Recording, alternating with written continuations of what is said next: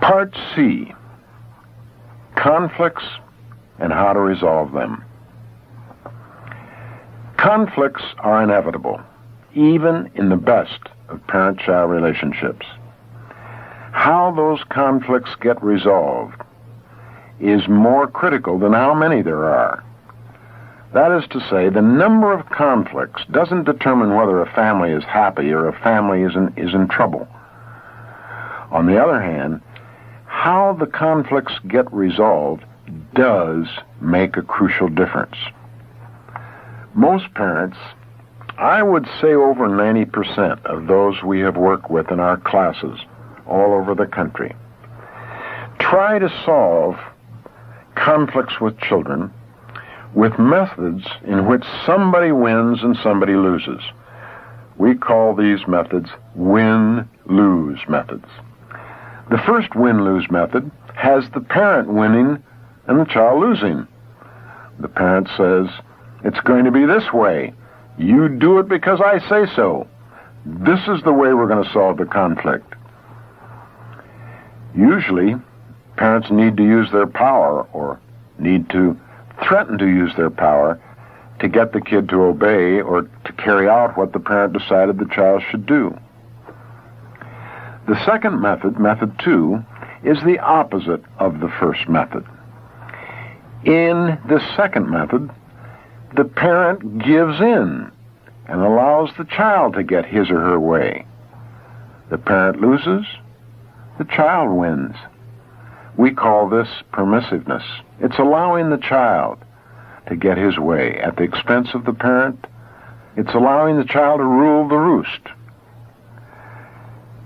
You'll be interested to know that far more families in our society use method 1, the authoritarian method.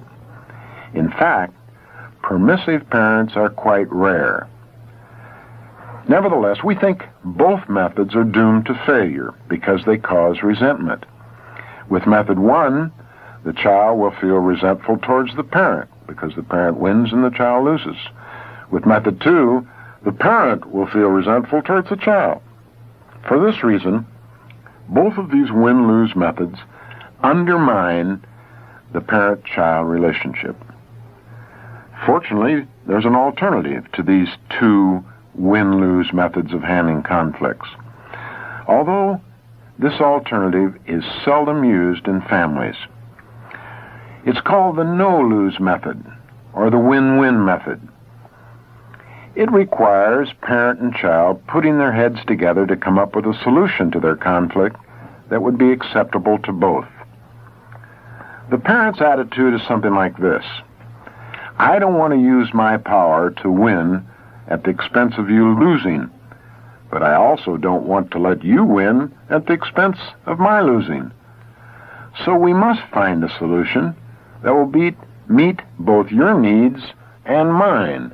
Let's put our heads together and find a solution that would make you happy and me too. Let me illustrate by describing a conflict that occurred in my own family many years back when my daughter Judy was nearly 4 years old. Each night, I came home tired and needing to rest after driving sometimes an hour and a half on the freeway.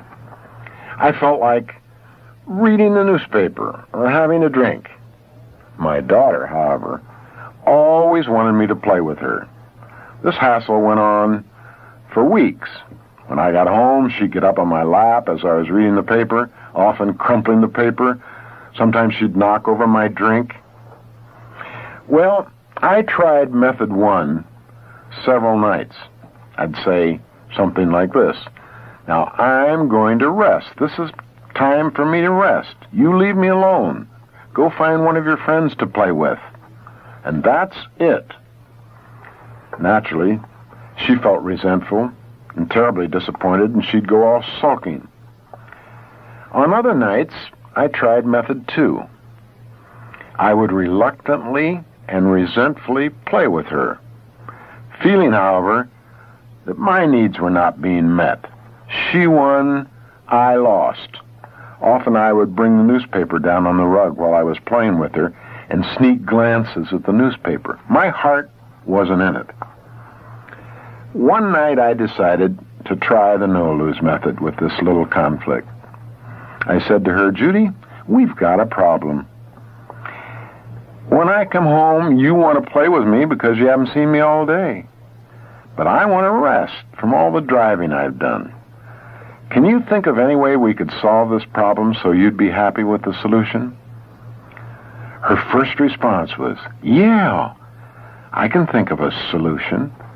I said, hopefully, what? And she said, you play with me. Her solution, we now know, is characteristic of most children. They'd love to win all the conflicts. They'd love to get their way. Going back to the situation, I responded, well, that solution really wouldn't be acceptable to me because it doesn't make me happy.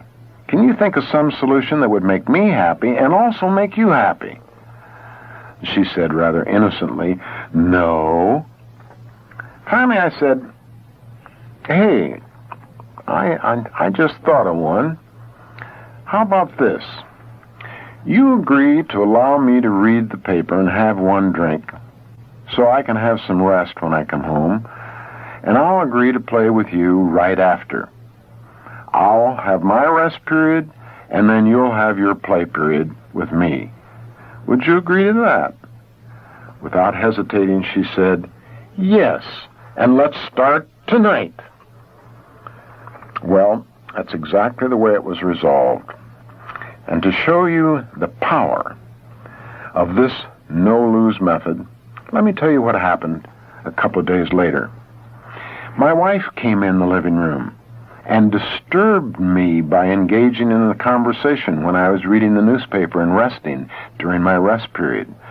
Judy came right over and said, Mommy, this is Daddy's rest period. You can't disturb him because we have an agreement. She even did that with one of her girlfriends across the street who came over on another night and disturbed me while I was resting. With her friend, she again emphasized the agreement. We have an agreement. So now we know the amazing power of this no-lose method, or method 3, is that kids are much more apt to stick to their agreement and carry out the solution. And of course, there's no resentment because both win, nobody loses. Some method 3, some no-lose sessions in families turn out to be what we call stand-up problem solving, or quickies. The conflict I just described between my daughter and me was one of those short stand-up types. It didn't take very long at all, perhaps 3 minutes. Others, however, take longer. These are the more complicated conflicts that occur in most families. The use of the car, television, allowances, who does what jobs, where the family goes on its vacations, bedtime, homework, time to come home after dates. These problems usually require sit-down problem solving because they take longer. But whether method 3 is stand-up or sit-down, it is a process, we now know, that usually goes through 6 separate and distinct steps. Let me tell you about those steps. Step 1, identifying and defining the conflict in terms of the other person's needs and your needs.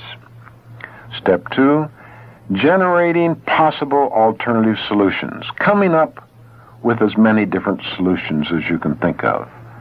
Step 3, evaluating all these solutions.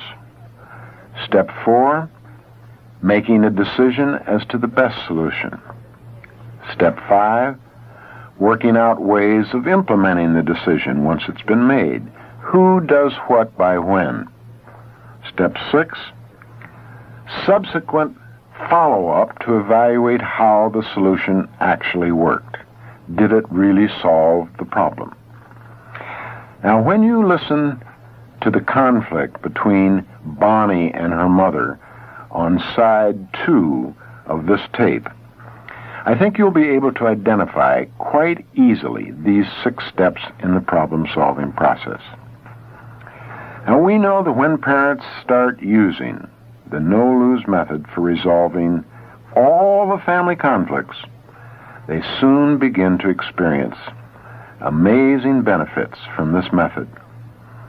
It enables parent and child to define what the real or basic problem is, as opposed to the presenting problem, as you'll see on the Bonnie tape. Kids like this method because they feel like they're being treated like adults.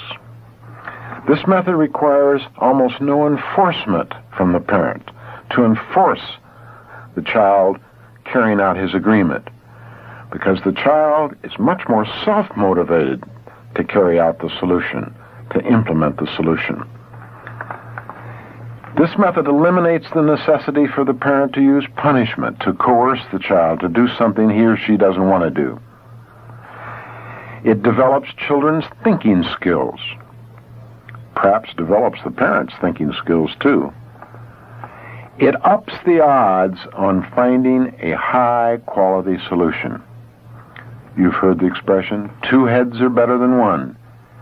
That's what goes on with method 3. This method greatly reduces hostility between parent and child. Actually, it brings parent and child into a closer and warmer relationship.